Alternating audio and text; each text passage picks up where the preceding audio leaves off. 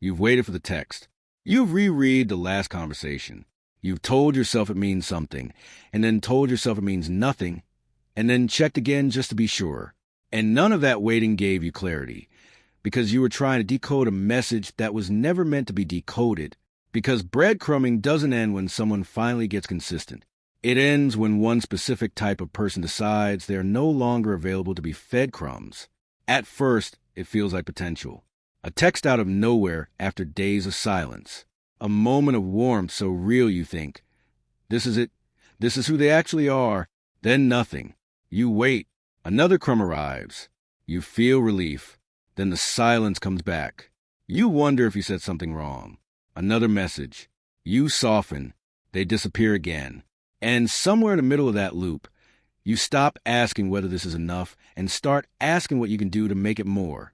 That shift, that quiet, barely noticeable shift, is where the breadcrumbing takes hold. And the person keeping that loop alive? It's probably you. Not because you're naive. Not because you don't see what's happening. But because you see it so clearly. You feel every shift, every half-gesture connection. And you still believe that if you just respond in exactly the right way, something will finally change. That specific kind of hope is not a weakness. In most areas of life, it's what makes you extraordinary. But inside a breadcrumbing dynamic, it is the exact fuel that keeps the cycle running. Research from the University of Toronto found that individuals with higher empathic sensitivity are significantly more likely to interpret ambiguous social signals as meaningful and intentional. In plain terms, the more emotionally attuned you are, the more likely you are to find depth in something that is none. You're not imagining the connection. You're just built to locate it in places where it was never fully planted. I see this constantly with the people I work with. Emotionally intelligent, self-aware people.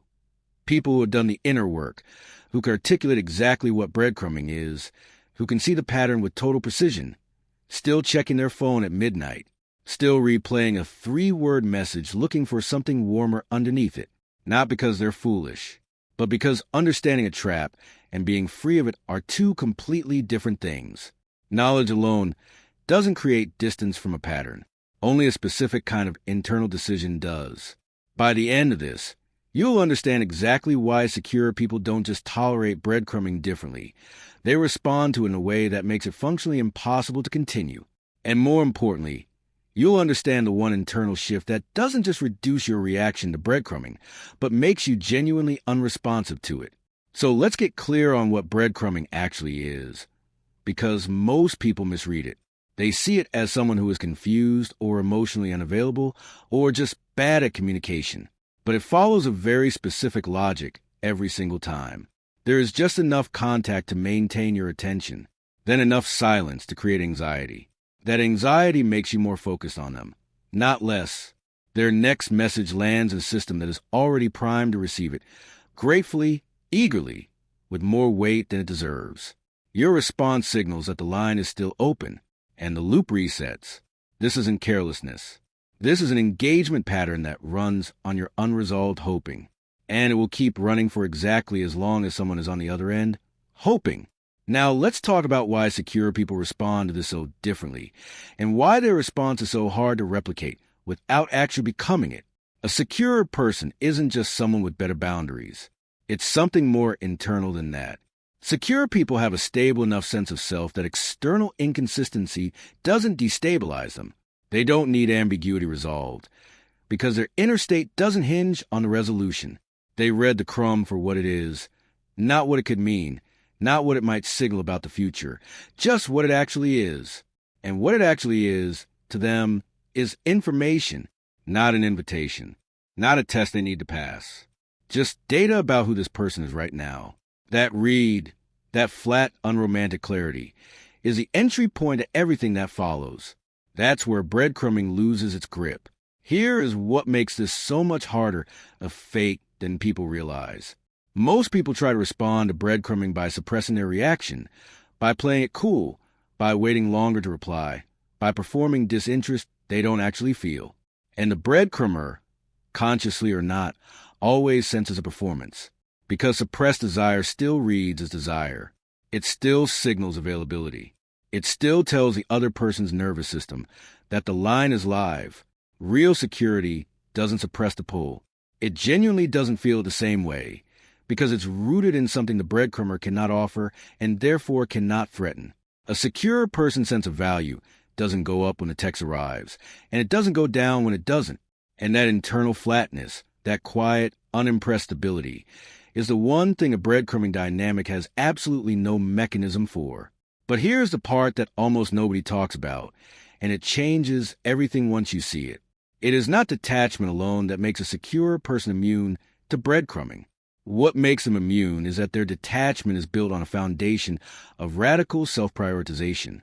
They are not detached because they feel less. They are detached because they have made a genuine internal decision about what they are and are not available for. And they made that decision before the crumb arrived. The secure person doesn't evaluate the breadcrumb in the moment.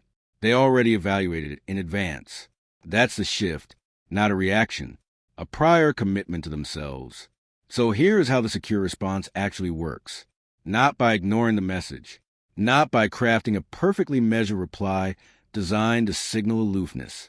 It works by genuine indifference to the outcome, which only becomes possible once you decided that a relationship requiring you to survive on partial contact is not a relationship you're interested in having. When you respond from that place, or choose not to respond at all from that place, something happens on the other end that unpredictable pursuit never triggers. There is no anxiety in your energy to feed off. There is no reward signal in your engagement. The mechanism that makes breadcrumbing work, your escalating need for resolution, is simply absent, and without it, the pattern has nowhere to go. What happens next follows one of two directions, and both of them are exits. The first is recalibration. The person doing the breadcrumbing, suddenly without the usual feedback loop, either shows up with something real, actual presence, actual consistency, actual investment, or they reveal that they were never capable of it. Either way, you have your answer. The second outcome is silence. They move on to someone whose system still responds to the crumb, and that exit, as uncomfortable as it feels in the moment, is the clearest possible evidence that you were never being offered something worth having. Either way, the dynamic ends. Either way, you are no longer inside it. Here is what needs to be said directly, because it gets confused with something else.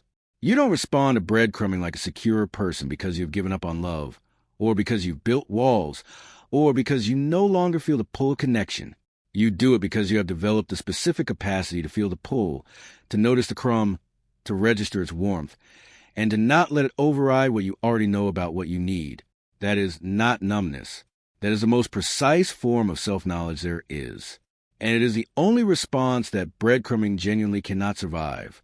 Secure people don't become immune to breadcrumbing by wanting connection less. They become immune by deciding, quietly and completely, that they want real connection more. The shift was never about the person sending the crumbs. It was about the moment you stopped letting the possibility of partial presence compete with the certainty of your own worth. And in that moment, simply and without drama, you became someone who cannot be kept on a string, because you already cut it.